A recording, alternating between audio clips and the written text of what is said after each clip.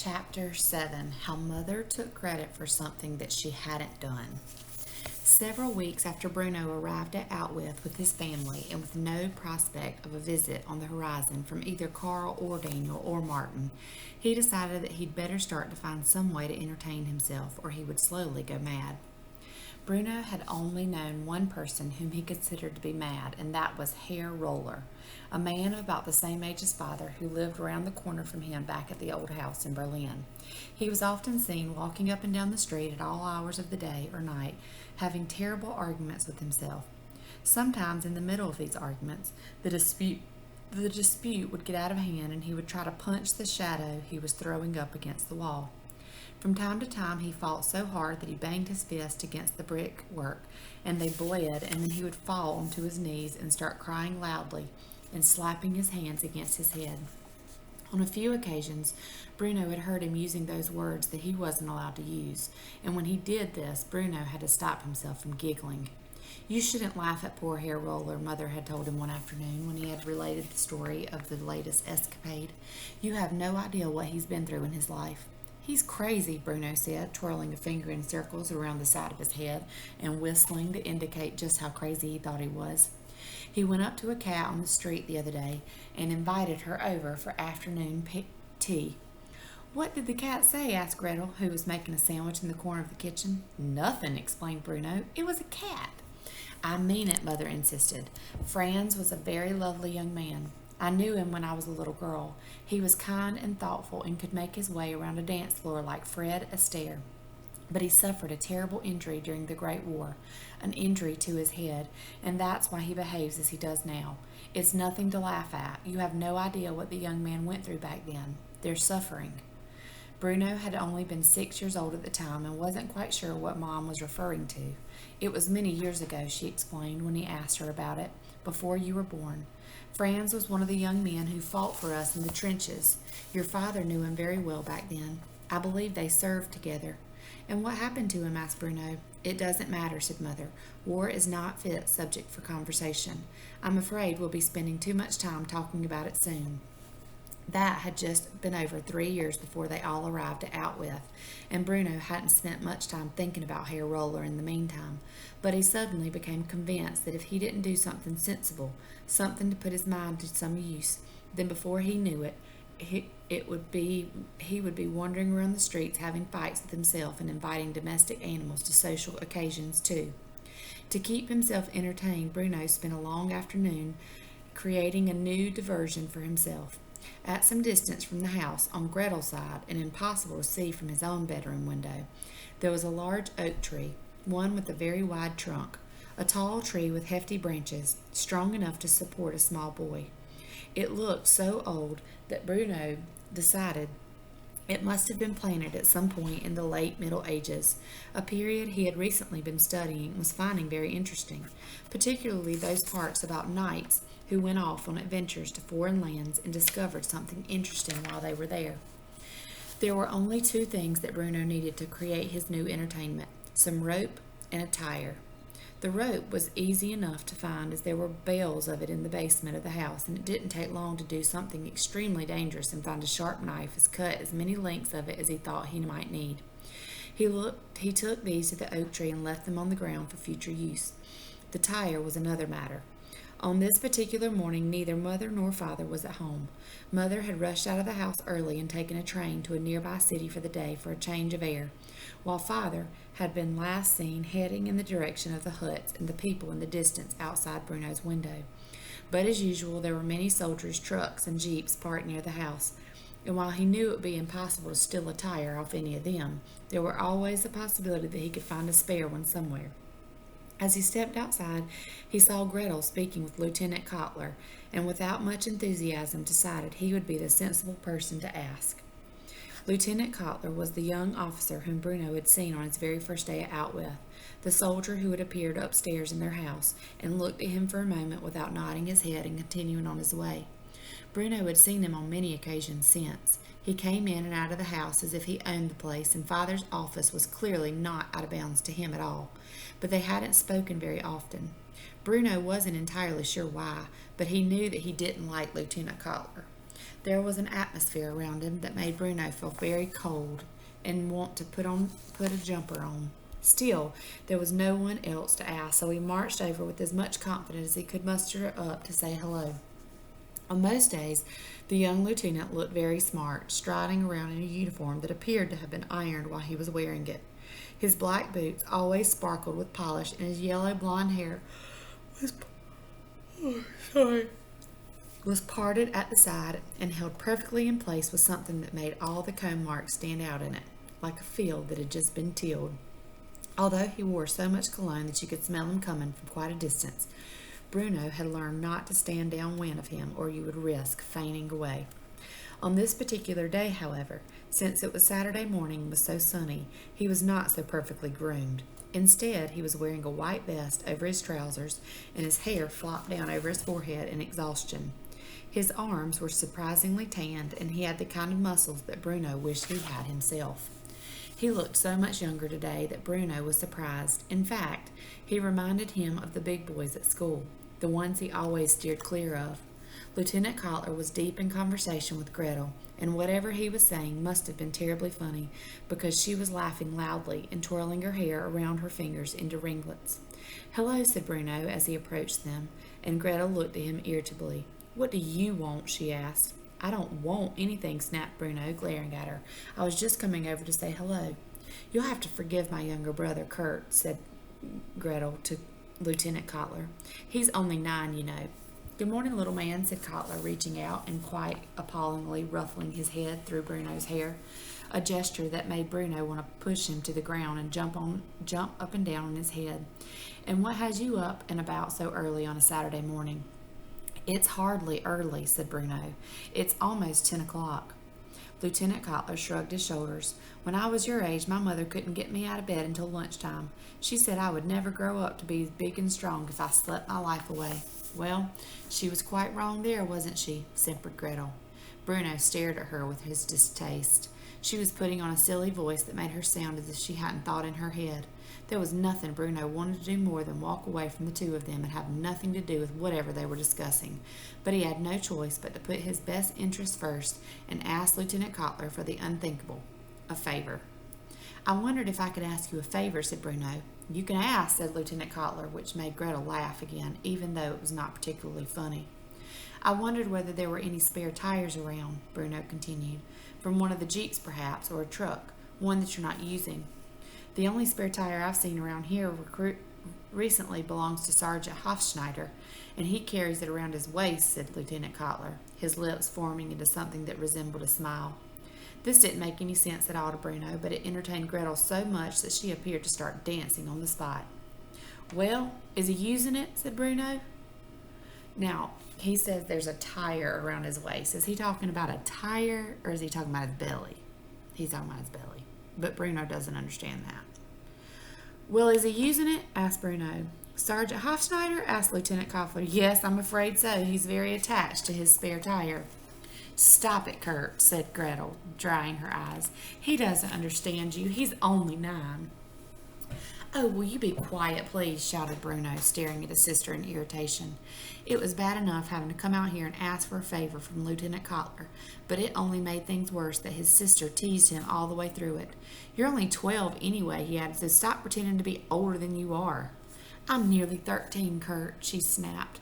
Her laughter stopped now, her face frozen in horror. "I'll be 13 in a couple weeks' time, a teenager just like you." Lieutenant Cotler smiled and nodded his head, but said nothing. Bruno stared at him. If it had been any other adult standing in front of him, he would have rolled his eyes to suggest that they both knew that girls were silly and sisters utterly ridiculous. But this wasn't any other adult. This was Lieutenant Cotler.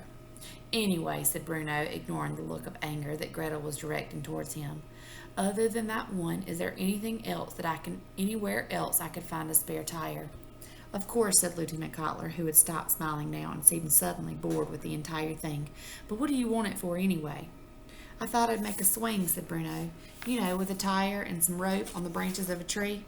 "Indeed," said Lieutenant Cotler, nodding his head wisely, as if such things were only distant memories to him now, despite the fact that he was, as Gretel had pointed out, no more than a teenager himself.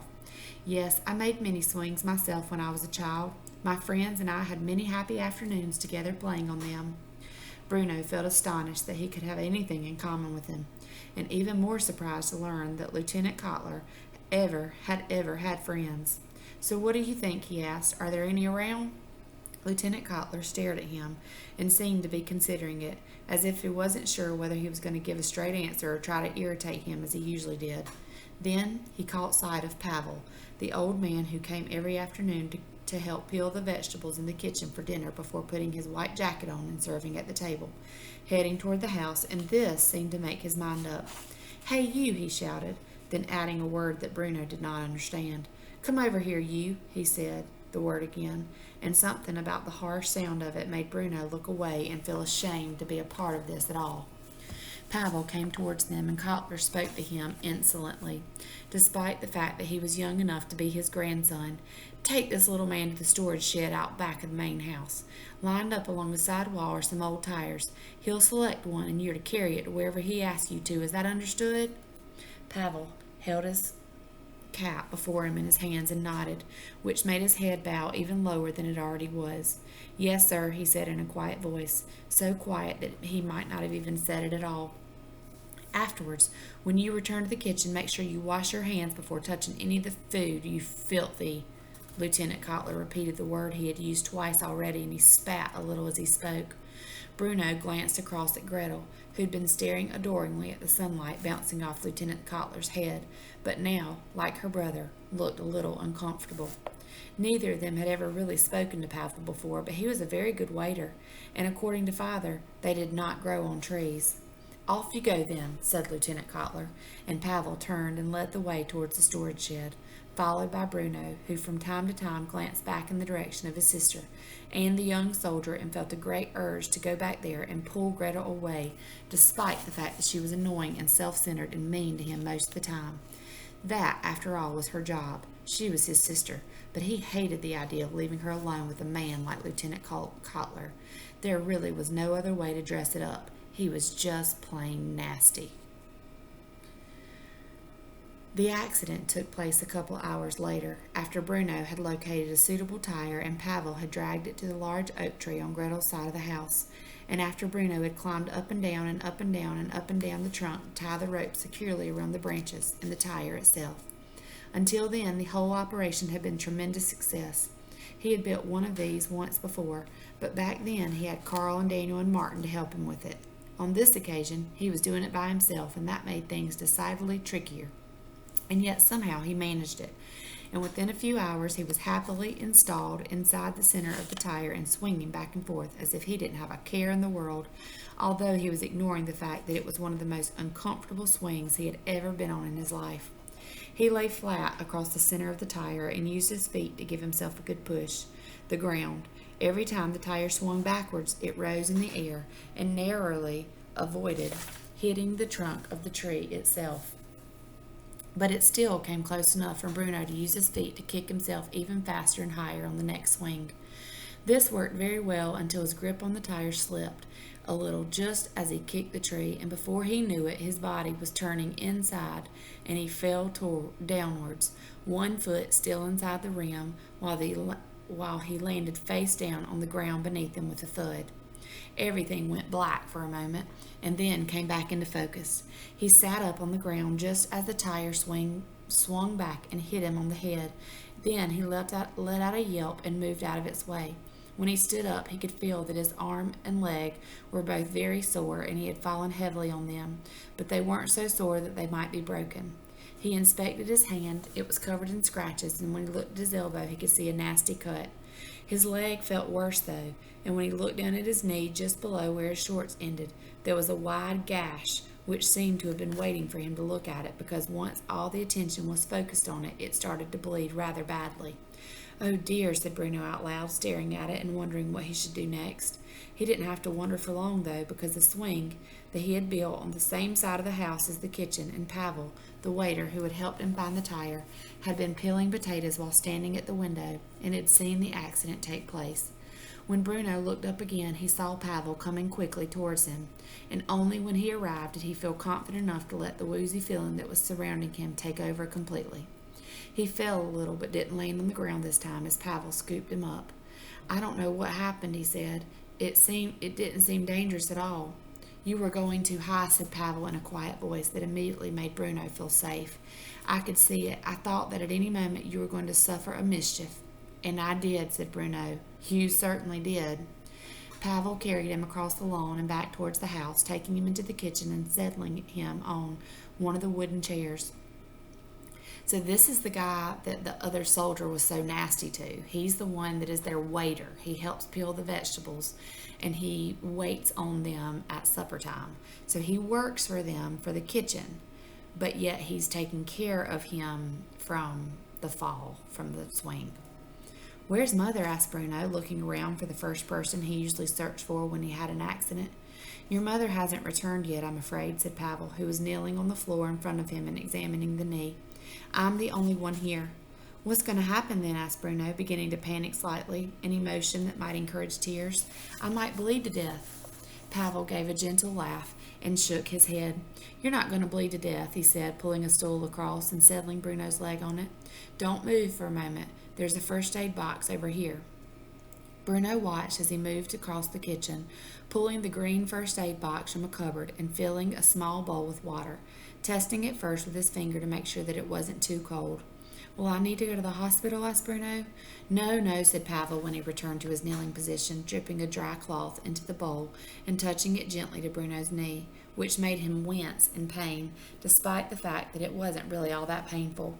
It's only a small cut. It won't even need stitches. Bruno frowned and bit his lip nervously as Pavel cleaned the wound of blood and then held another cloth to it quite tightly for a few minutes.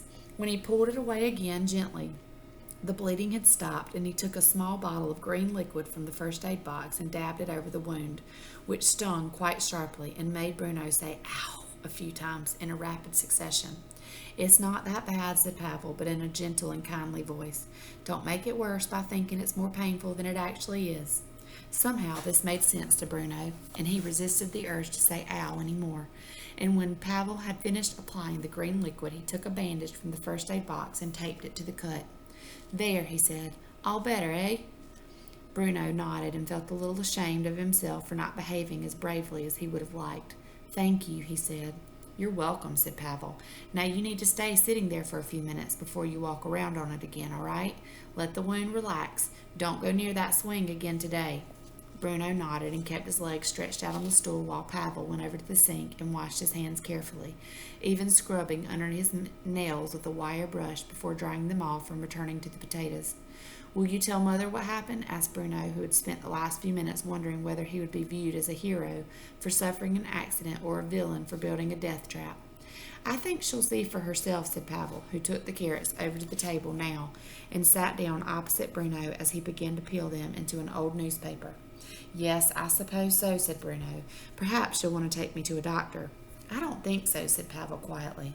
You never know, said Bruno, who didn't want his accident to be dismissed quite so easily. It was, after all, quite the most exciting thing that had happened to him since arriving here. It could be worse, it seems. It's not, said Pavel, who barely seemed to be listening to what Bruno was saying. The carrots were taking up too much of his attention. Well, how do you know? Asked Bruno, quickly growing irritable now despite the fact that this was the same man who had come out to pick him off the ground, brought him in and taken care of him. You're not a doctor. Pavel stopped peeling the carrots for a moment and looked across the table at Bruno, his head held low, his eyes looking up as if he were wondering what to say to such a thing. He sighed and seemed to consider it for a long while before saying, Yes, I am. Bruno stared at him in surprise. This didn't make any sense to him. But you're a waiter, he said slowly, and you peel the vegetables for dinner. How can you be a doctor, too? Young man, said Pavel, and Bruno appreciated the fact that he had courtesy to call him young man instead of little man as Lieutenant Kotler had. I certainly am a doctor. Just because a man glances up at the sky at night doesn't make him an astronomer, you know. Bruno had no idea what Pavel meant, but something about what he had said made him look at him closely for the first time.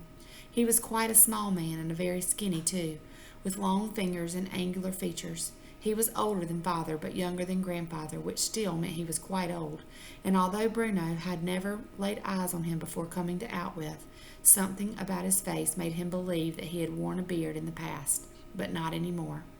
But I don't understand, said Bruno, wanting to get to the bottom of this. If you're a doctor, then why are you waiting on tables? Why aren't you working at the hospital somewhere? Pavel hesitated for a long time before answering, and while he did so, Bruno said nothing. He wasn't sure why, but he felt that the polite thing to do was to wait until Pavel was ready to speak. Before I came here, I practiced as a doctor, he said finally. Practiced? Asked Bruno, who was unfamiliar with the word. Weren't you any good then? Pavel smiled. I was very good, he said. I always wanted to be a doctor, you see, from the time I was a small boy, from the time I was your age. I want to be an explorer, said Bruno quickly. I wish you luck, said Pavel. Thank you. Have you discovered anything yet? Back in our house in Berlin, there were a lot of exploring to be done, recalled Bruno. But then it was a very big house, bigger than you could possibly imagine, so there were a lot of places to explore. It's not the same here. Nothing is the same here, agreed Pavel. When did you arrive at Outwith? Asked Bruno. Pavel put the carrot and the peeler down for a few moments and thought about it. I think I've always been here, he said finally in a quiet voice. You grow up here? No, said Pavel, shaking his head. No, I didn't. But you just said. Before he could go on, Mother's voice could be heard outside. As soon as he heard her, Pavel jumped up quickly from his seat and returned to the sink with the carrots and the peeler and the newspaper full of peelings, and turned his back on Bruno, hanging his head low and not speaking again. What on earth happened to you? Asked Mother when she appeared in the kitchen, leaning down to examine the plaster which covered Bruno's cut. I made a swing and then I fell off of it, explained Bruno, and the swing hit me on the head and I nearly fainted, but Pavel came out and brought me in, cleaned it all up and put a bandage on it, and it stung very badly, but I didn't cry. I didn't cry once, did I, Pavel? Pavel turned his body slightly in their direction but didn't lift his head. The wound has been cleaned, he said quietly, not answering Bruno's question. There's nothing to worry about. Go to your room, Bruno, said Mother, who looked distinctly uncomfortable now. But don't argue with me. Go to your room, she insisted. And Bruno stepped off the chair, putting his weight on what he had decided to call his bad leg, and it hurt a little. He turned and left the room, but was still able to hear Mother saying thank you to Pavel as he walked toward the stairs. This made Bruno happy, because surely it was obvious to everyone that if it hadn't been for him, he would have bled to death. He heard one last thing before going upstairs, and that was Mother's last line to the waiter who claimed to be a doctor. If the commandant asks, we'll say that I cleaned Bruno up. Which seemed terribly selfish to Bruno, and in a way for Mother to take credit for something that she hadn't done. So why lie? Why did she tell Pavel if the commandant, which is Bruno's father, asked about the incident, that they would tell him that she cleaned him up? Why would they do that?